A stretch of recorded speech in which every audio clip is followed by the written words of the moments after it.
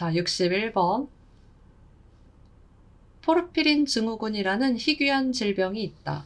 이 병에 걸리면 체내에 있는 포르피린이라는 성분이 선천적으로 혈액에 쌓이느라 신진대사가 느리고 음식을 제대로 소화시키지 못한다. 이 병에 걸린 사람들은 노화가 급속도로 늦어져서 수십 년이 지나도 젊은 모습 그대로를 유지하고 있다. 하지만 이 때문에 피부가 굉장히 예민해져서 햇빛을 조금만 받으면 금세 화상을 입고 음식을 제대로 섭취하지 못해 영양실조로 죽는 경우도 허다하다. 특히 구강 구조가 허물어지면서 이빨이 튀어나와 괴물처럼 보이기도 한다. 이 병의 치료약은 없으며 이들은 특별 효소를 먹어야만 살 수 있다. 그렇지 않을 경우에 그들이 살 수 있는 방법은 단 하나. 포르피린 증후군에 걸리지 않는 타인의 피를 마시는 것이다. 늙지 않는 얼굴, 햇빛을 보면 타버리는 살갗, 툭 튀어나온 구강구조.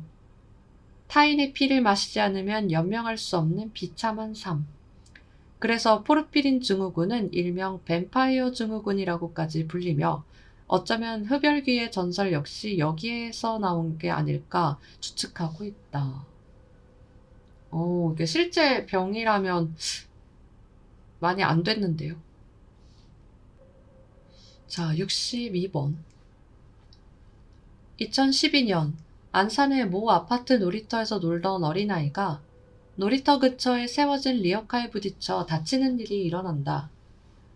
부모는 화가 나서 경비실에게 리어카를 치워달라고 부탁하고 이 때문에 직접 리어카 주인을 찾았으나 연락이 닿지 않아 하는 수 없이 경비가 직접 리어카를 치우게 된다. 그런데 놀랍게도 리어카에는 아이스박스에 둘둘 말린 토막난 시체가 발견되었다. 상당히 부패된 상태였으나 너무 밀봉하여 냄새가 바깥으로 나가지 않은 것이다. 더 놀라운 것은 이 리어카는 3년 내내 놀이터 근처에 있었으나 그 누구도 낌새를 알아채지 못하고 심지어 근처 관공서에서 측량을 위해 사진을 찍기까지 했다. 리어카 주인은 몇 년 전에 죽어 어떻게 처벌도 하지 못하고 시체는 훼손 상태가 너무 커서 결국은 누군지도 모른 채 사건은 미결 상태로 남고 말았다고 한다. 저 사건은 정말 오묘해. 맞아. 이거 진짜 실제 사건이잖아요. 이게 그 로드뷰였나? 이 측량을 위한 사진 이외에도 로드뷰 사진에도 그 리어카가 찍혀 있었다 그랬어. 지금은 없어졌지만. 네. 소름 돋아. 진짜 아직 범인도 못 잡히고 말이죠. 자, 63번. 과거 한창 인터넷이 활발히 보급되었을 때 자신의 남은 수명을 가르쳐준다는 익명의 영어 사이트가 등장했다.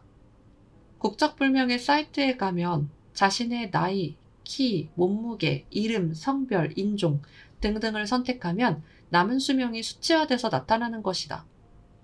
독특한 특성 탓에 사이트는 금세 유명해졌고 이에 대한 후일담이나 후기가 줄을 이었다. 그런데 어떤 해커 하나가 흥미를 가지고 사이트를 해킹했는데 그 사이트의 소유주는 군수업체와 제약업체 소유로 되어 있었다. 이후 사이트는 사라졌으나 수명이 짧게 나타난 인종이나 나라, 지역에는 전쟁이나 테러로 인한 범죄가 번번이 일어났다고 한다. 뭐야 이거? 아, 진짜 있었던 사이트예요? 헉! 근데 지금은 없어졌다니까. 네. 야, 요즘에는 이런 거 막에다가 내 개인정보 입력하는 것 자체가 솔직히 지금 세상에는 너무 무서운 세상이야. 자, 64번. 어떤 사람이 사람의 모습을 본따 인형을 만들고 인형에 옷을 입히고 마치 사람처럼 가지고 놀다가 오랜 시간 그 장난이 이어지다가 보면 종종 인형에 영혼이 깃들어 기묘한 존재가 탄생하기도 한다. 인형은 스스로를 살아있는 인간으로 생각하나 그 본질이 그러하지 않기에 자신에게 무리하게 행동하는 이들에게 해코지를 하기도 한다. 이런 종류의 귀신은 굉장히 강력하기 때문에 다른 방법으로는 어떻게 하지 못하나 오직 사람처럼 장례식을 치러 예우를 갖춰 묻으면 스스로가 죽었다고 생각해 힘을 잃어버린다고 한다. 그러니까 일종의 강령술처럼. 그래, 이런 이야기 아까부터 계속 스토리만 바꿔서 나오잖아요. 이게 사람이 아닌 것을 사람 취급하면 안 된다니까? 옛날 어른들도 그랬다니까? 자, 65번 이야기. 먼 옛날 아일랜드에 헬라 왕이라는 용감한 왕이 있었다. 헬라 왕은 자신의 가신들과 사냥을 하다가 어떤 난쟁이와 만난다. 그 난쟁이는 자신을 요정나라의 왕으로 소개하며 자신을 결혼식에 불러준다면 자신 역시 결혼식에 초대하겠다고 말했다. 재밌었던 헬라 왕은 난쟁이의 제안을 승낙하고 난쟁이 왕은 자신의 부하들과 함께 헬라 왕의 결혼식을 찾아가 즐겁게 먹고 마시며 흥겨운 시간을 보낸다. 그 이후 어느 날 난쟁이 왕으로부터 연락이 온다. 결혼식이 있으니 참석해달라는 부탁이었다. 헬라 왕은 자신의 기사들을 이끌고 난쟁이 왕이 이끄는 대로 그의 결혼식에 참석해 사흘의 시간을 보낸다. 이제 돌아갈 때가 되자 난쟁이 왕은 블러드하운드 개 한 마리를 주면서 이 개를 꼭 데리고 가야 한다고 말한다. 헬라 왕은 개와 함께 기사들을 데리고 다시 자신의 왕국으로 향한다. 하지만 왕국에는 성도, 백성도 없이 황량한 들판과 양떼들만 있었다.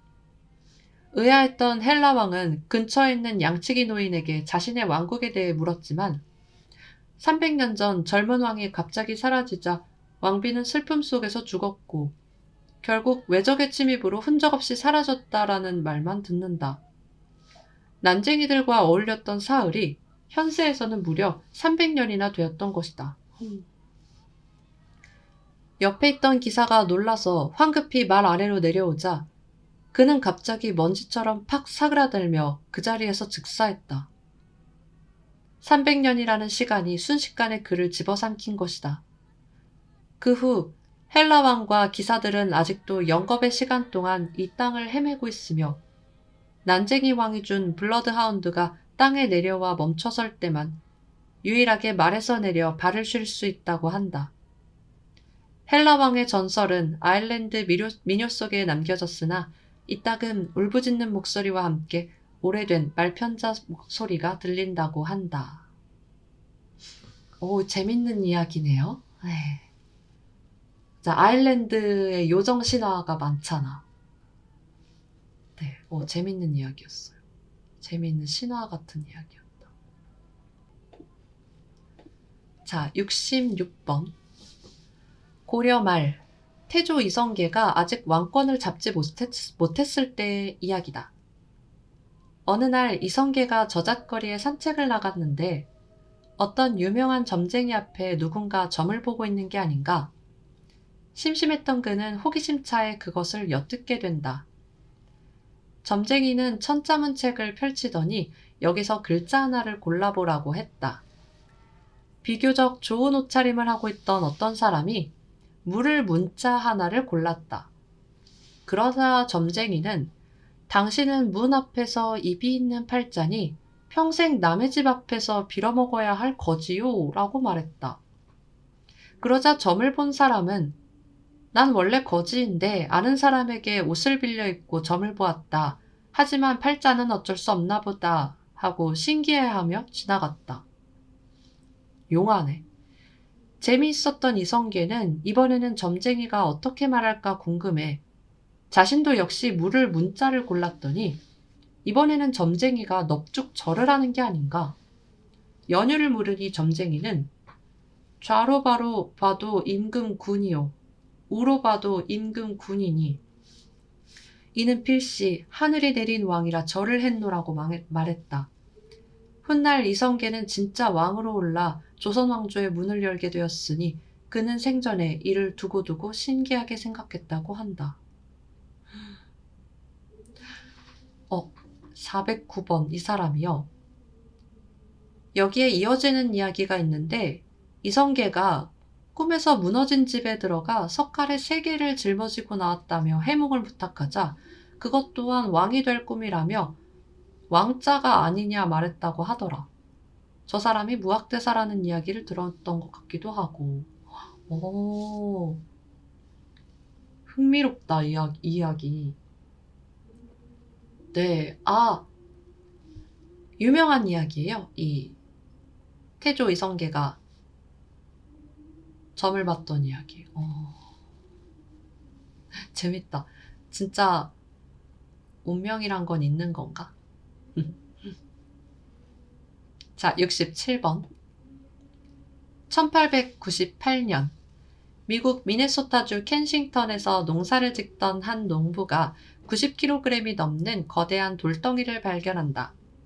그 돌덩이는 정교한 기술로 다듬어진 비석이었는데 비석 한 면에는 빼곡히 고대 북유럽 사람들이 쓰던 룬 문자로 된 시문이 적혀 있었다. 농부는 그것을 즉시 한 학자 및 관계자들에게 연락을 했고 오랜 연구 끝에 그것이 고대 바이킹이 남긴 룬 문자 비문인 것이 밝혀졌다. 이 일대를 발굴한 결과 비문은 물론 바이킹의 유물이나 집터를 발견할 수 있었다. 연구 결과 지금으로부터 몇백 년 전에 북유럽 사람들이 이주해왔고 그들이 여기 살았으나 모종의 이유로 떠나간 것으로 밝혀졌다. 즉 아메리카 대륙을 먼저 발견한 것은 콜럼버스가 아니란 뜻이다. 북유럽 바이킹들 사이에서는 바다 건너 이상향, 에린에 대한 전설이 전해져 오는데 어쩌면 아메리카 대륙은 그들이 말한 에린이었을지도 모른다. 실제 존재하는 가설이에요, 이거? 재밌다. 에린 하니까 모 온라인 게임이 떠오르네. 역시 낙원은 없었던 거고 현실이 에린이었던 건가? 사실 나도 이 생각 조금 했어. 에린 딱 들었을 때. 이런 역사적 사실 속에서 나타나는 이런 신기한 이야기들 너무 재밌다. 자, 68번. 히말라야 산맥은 총 14좌의 높은 봉우리로 유명한 살이다. 매년 히말라야 산맥을 오르는 사람은 많지만 그 중에 모험심이 지나쳐서 남들이 가지 않는 루트로 가다가 그대로 사고를 당해 고립되는 경우가 왕왕 있다. 가이드의 말에 따르면 그렇게 조난당한 사람을 보더라도 절대 도와서는 안 된다고 한다. 일단 사고를 당한 지형 자체가 웬만한 사람이 함부로 갈 수 있는 경우가 매우 드물며 기상상태상 구조정비를 부를 수가 없기 때문이다.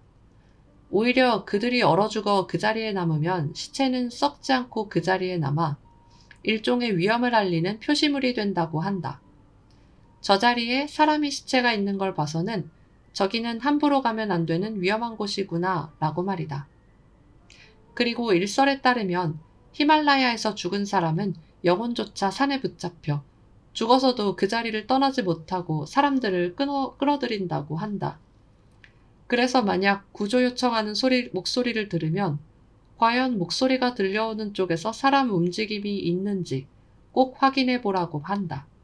움직임 없이 목소리만 들려온다면 그건 귀신이다. 이런 산을 타시는 분들 산행준 사고로 이렇게 돌아가시게 되거나 했을 때 그분들은 그거를 산이 됐다고 한대요. 그냥 뭐 죽게 되었다 이게 아니라 그렇게 세상을 떠나게 되면 산이 되었다라고 하시더라고요. 그냥 그 말이 떠올랐어. 이 얘기를 들으니까. 자, 69번. 중국 소수민족 중에서는 기묘한 효도 풍습을 가진 부족이 있다. 만약 부모가 늙고 힘이 없어지면 부모님을 설득해 일단 거하게 식사를 한 뒤에 나무에 오르도록 한다. 그리고 나무에 오르면 자식들이 힘을 모아 나무를 흔든다. 만약 부모가 나무를 꼭 붙들고 있는다면 아직 힘이 남아있는 것으로 간주, 지극히 모시지만 만약 그것을 견디지 못하고 뚝 떨어지면 더 이상 사람 구실을 하지 못한다고 생각해 도끼로 머리를 찍어 그 자리에서 죽여버린다고 한다.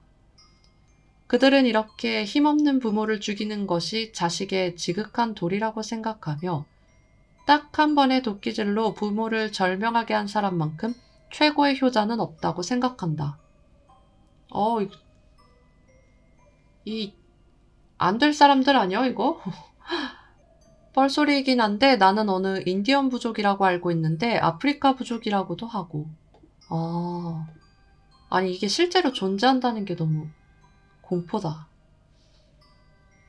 근데 만약에 자식을 하나만 낳으면은 그래도 살 수 있을지도 모르는데 만약에 자식을 많이 낳았어 봐.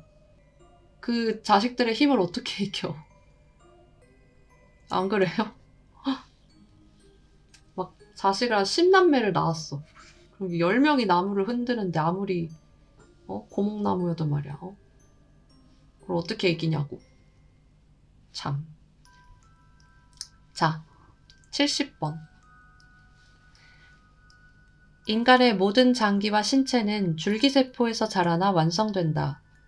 줄기세포는 태아가 자궁에 착상함과 동시에 태아의 신체를 구성하는데 작은 세포에 불과했던 태아가 한 명의 인간으로 완성되기까지 간, 뇌, 심장, 콩팥, 폐, 손, 발, 피부, 머리카락, 코 등등 모든 장기와 신체가 바로 이 줄기세포에서 비롯된다. 줄기세포만 인위적으로 다룰 수 있다면 인간의 장기나 신체를 인공적으로 만들어낼 수 있기 때문에 생명공학에서 줄기세포는 언제나 화두로 이름을 알리고 있다. 그런데 최근 연구 결과에 의하면 태아가 산모의 몸에 있을 때 산모의 몸에 문제가 생기면 태아가 그것을 본능적으로 자각하여 자신의 줄기세포를 이용 산모의 몸을 기적적으로 복구시키는 경우가 있다고 한다. 실제로 자궁에 암이 있었던 여자가 출산 후 암이 사라지거나 심장에 문제가 있던 산모의 심장이 완치되거나 출산 후 뇌에 문제가 있던 식물인간이 의식을 가지고 깨어나는 그런 기적 같은 일이 종종 있다고 한다. 그것이 어떤 경우에 어떤 경로를 통해 이루어지는지는 아직 밝혀지지는 않았지만 이처럼 작은 생명이 일으키는 기적의 가치는 때때로 우리의 생각의 범위를 넘어설 때가 있다. 이거는 뭐 반대의 경우는 봤어도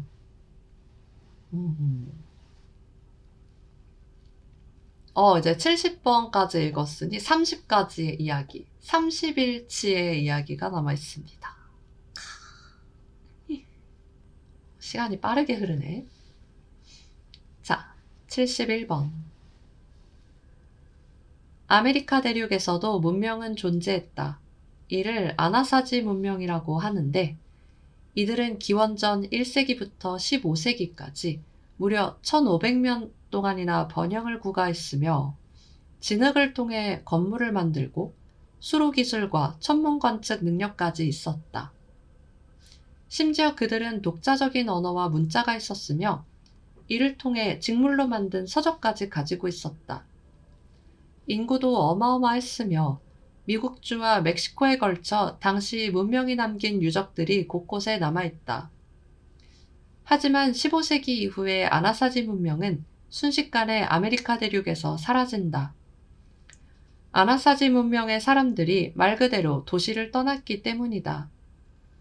질병도 외적의 침입도 기근의 흔적도 없는데 15세기 전후로 사람의 흔적은 더 이상 찾을 수 없었다.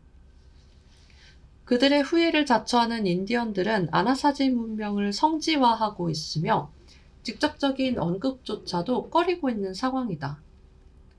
넓은 대륙에서 독자적인 문명까지 발전시켰던 그들은 어째서 멀쩡한 도시를 두고 횡하니 사라져버렸을까? 무슨 일이 있었던 걸까? 그러게, 이건 모르겠네요. 근데 아나사지 문명은 완전 처음 들어봤어. 자, 72번. 티베트 고승 중에는 오랜 수행 끝에 일종의 해탈의 경지에 이르러 신통력을 얻는 경우가 있다고 한다. 물론 이들은 외부인을 만나는 것은 극도로 꺼리기 때문에 쉽게 만날 수는 없다.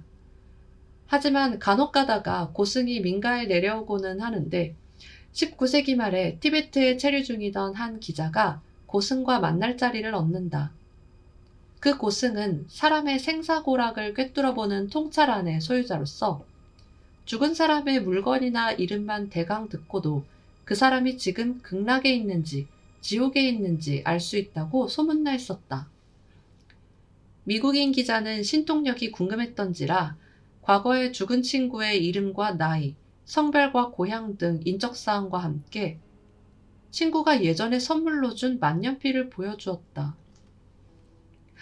고승은 천천히 물건을 쳐다보더니 힘겹게 입을 열어 이 사람은 없다 라는 말만 했다고 한다. 이 말에 놀란 미국인 기자는 연거푸 지옥에도 없고 천당에도 없느냐? 라고 질문하지만 고승은 그저 이제 그는 없다 라는 말만 했다. 미국인 기자의 그 친구는 젊었을 적에 우울증으로 살자한 사람이었다. 티베트 불교의 전설에 의하면 살자한 이는 그 영혼이 소멸하여 윤회에 이르지도 못하는 가장 끔찍한 처벌을 받는다고 한다.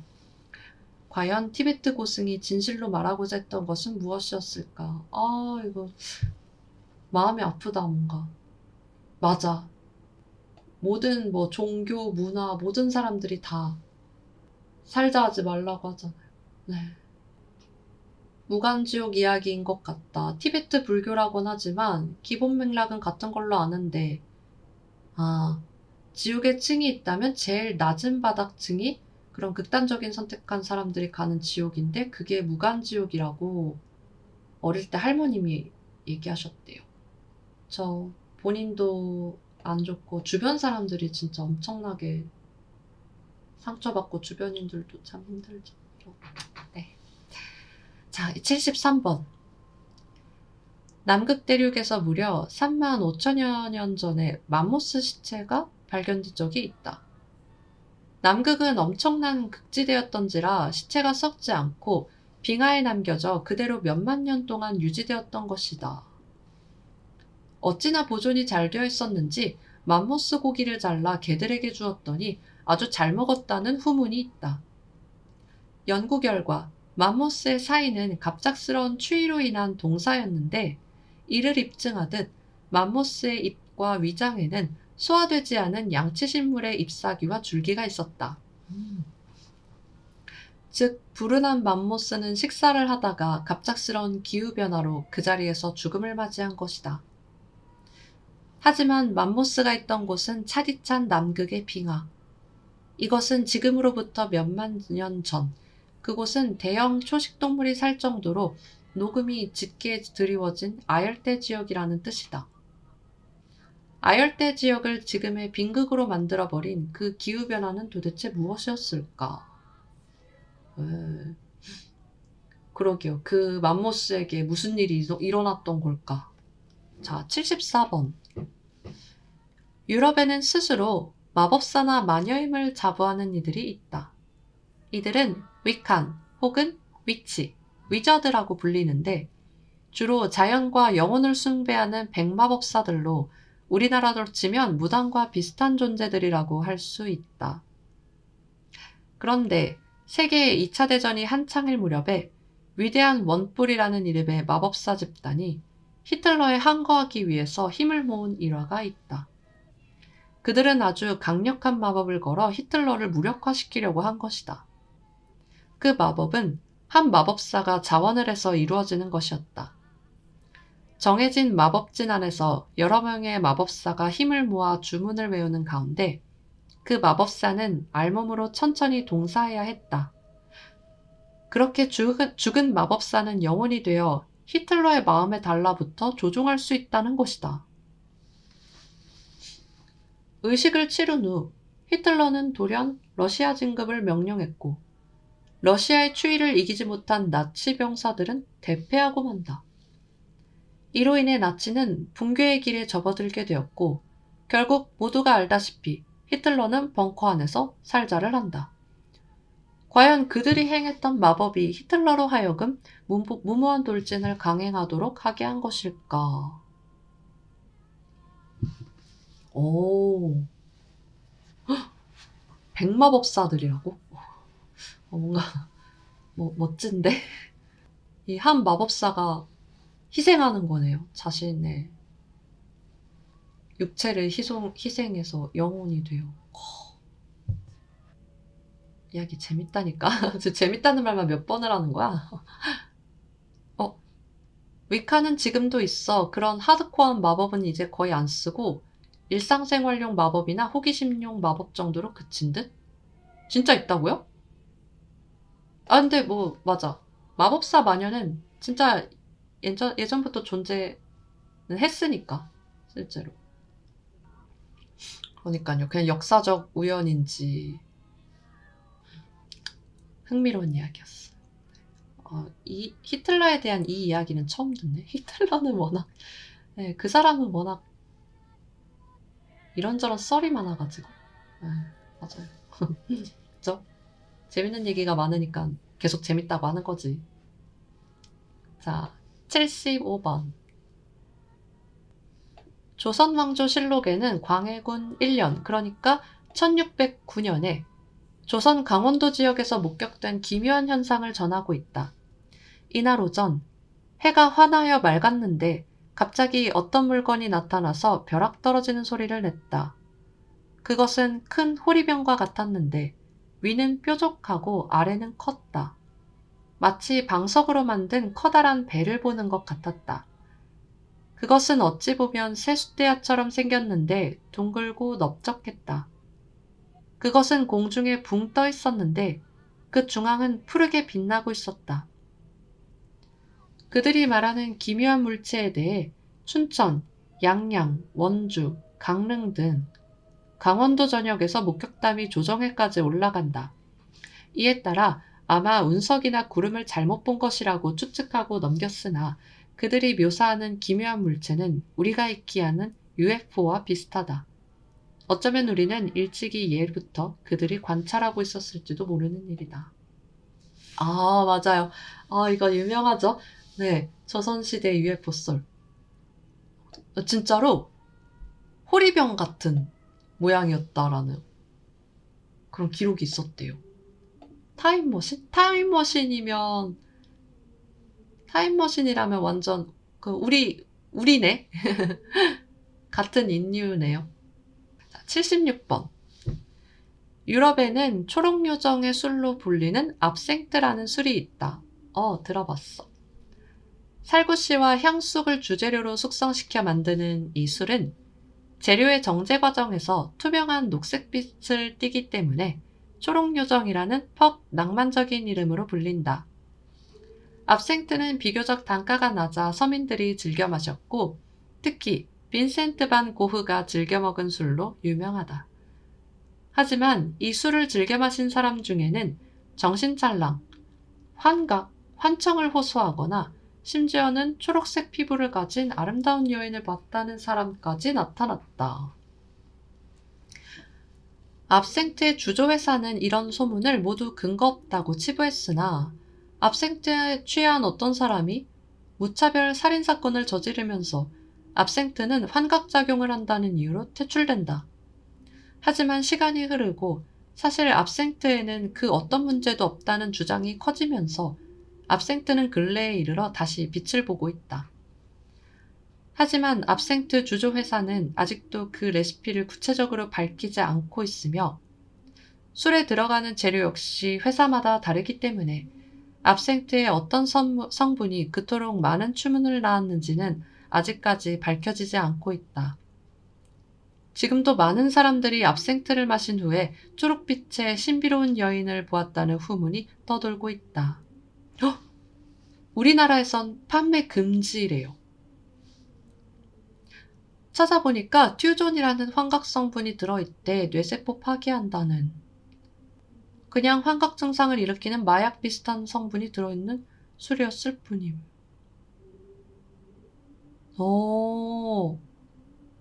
그래? 약간 반박글이 있어요. 반박 등장. 너희들 뭘 잘못 알고 있는데 압생트에 투존이 들어있고 그게 독성을 띠기는 하지만 환각작용을 일으키지는 않고 들어있는 것도 6mg밖에 안 들어있어서 그걸로는 생쥐도 못 죽인다. 한 번에 10병 정도 들이키면 죽겠지만 그건 투존보단 알통 때문일 거고. 국내에서 금지된 이유도 투존이 들어있어서가 아니라 압색트를 만드는 데 사용하는 쑥이 국내에서는 식품으로 사용이 불가능한 쑥의 종류라서 그런 거고. 투존보다는 압생트의 원료가 압생트였나? 그게 마약의 일종일걸? 라는, 오호. 근데 이 초록빛의 신비로운 여인을 보았다는 그 목격담? 썰이 많은 거는 그래도 신기한데. 초록요정의 술이라고 불리운다고 하니까 다들 그렇게 자연스럽게 본 건가? 자, 77번. 영국의 빅벤은 런던의 상징이자 세계인들이 주목받고 있는 관광지 중 하나다. 지금까지 빅벤은 많은 이들의 시선을 받아오며 시간을 알리는 자신의 일을 충실히 해내고 있다. 그런데 이따금 간혹 1초간 시계바늘이 멈출 때가 있다고 한다. 그 순간은 아주 찰나로 알아채는 사람은 얼마 없다. 그런데 시계가 멈추는 그 잠깐의 순간을 바라본 사람은 조만간 알 수 없는 이유로 실종돼 버린다고 한다. 이건 진짜 로어네. 그러게요. 근데 그거를 알아채기는 진짜 현실적으로도 진짜 힘들죠. 그거 엄청 높은 데 있잖아요. 시계바늘 그렇게 빤히 보기도 힘들고. 네. 그니까 이게 진짜 가능한 환각 압생트 술을 마시고 가능한 환각을 봤다고 해도 모두가 똑같은 걸 봤다는 그게 너무 신기해. 자, 78번. 우리는 간혹 가다가 본인도 알 수 없는 말을 중얼거리곤 한다. 정말 뜻도 내용도 어느 나라 말인지도 모르는 그냥 막무가내로 나온 그런 말이다. 만약 괜찮다면 그 말을 녹음해서 거꾸로 재생해보자.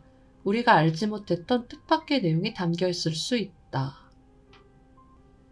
그러니까 어린아이들이 막 옹알이하고 막 딴딴딴딴 이런 소리 하는 거 라든지? 아기 옹알이 쏘기 소리 녹음해서 하면 역재생 해봐야 되는 거야? 아니면 잠꼬대라든지? 자, 79번. 우리나라에는 세탄이라는 귀신이 전해 내려온다. 과거 전국을 여행하면서 소금을 팔던 소금장수가 있었다. 소금장수가 소금을 팔고 오랜만에 집에 돌아오니 그 사이에 아내가 이웃집 남자와 눈이 맞아 젖먹이 아기를 내버려 두고 도망쳐버리고 만다. 집에 돌아와서 그를 맞이한 것은 울다가 배고픔에 지쳐 죽은 싸늘한 아기의 시체뿐. 소금장수는 소금지게에 아기 시체를 넣고서 전국을 방랑하면서 자신의 아내를 찾는다. 그러기를 몇 년 후 부자가 되어 잘 살고 있는 아내를 만난다. 소금장수는 네 어미를 찾아가라 하면서 소금에 절여진 아기 시체를 아내에게 내던진다. 아기는 마치 살아있었을 때처럼 엉금엉금 기어서 자신의 어머니에게로 달려가고 그것을 본 아내는 충격을 받아 죽고 만다. 이렇게 만들어진 세타니는 아기령 중에서 아주 강력해서 보통 사람은 어찌할 수도 없으나 무당이 이를 신으로 받들면 굉장히 영역이 커지게 된다. 그래서 조선시대에는 종종 멀쩡한 아기를 잡아다가 소금독에 가둬 죽이는 일이 있었다. 아기는 배고픔에 소금을 먹다가 그대로 죽고 그 안에서 세타니가 되면 무당이 이를 신주로 받드는 것이다. 이렇게 만들어진 세타니는 그 어느 때라도 항상 엉엉 울면서 자신의 부모를 그리워하고 있다고 한다. 슬프잖아. 네. 이 세타니 이야기 며칠 전 방송에서도 조금 다뤘거든요. 조금 이야기했거든요. 다시 봐도 기묘한 이야기야. 그니까요. 근데 저 이야기는 둘째치고 저 세탄이를 만드는 그 풍습이 진짜로 있었다는 게 몇 배는 더 공포다. 현실이. 자, 80번.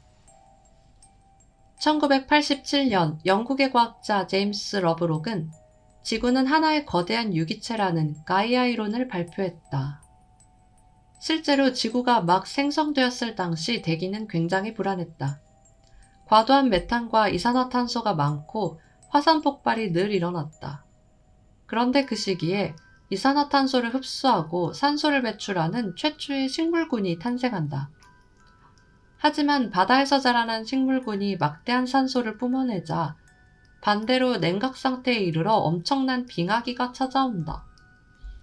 하지만 그 후 산소를 흡수하고 이산화탄소를 배출하는 최초의 동물군이 나타나면서 균형이 맞춰지기 시작한다.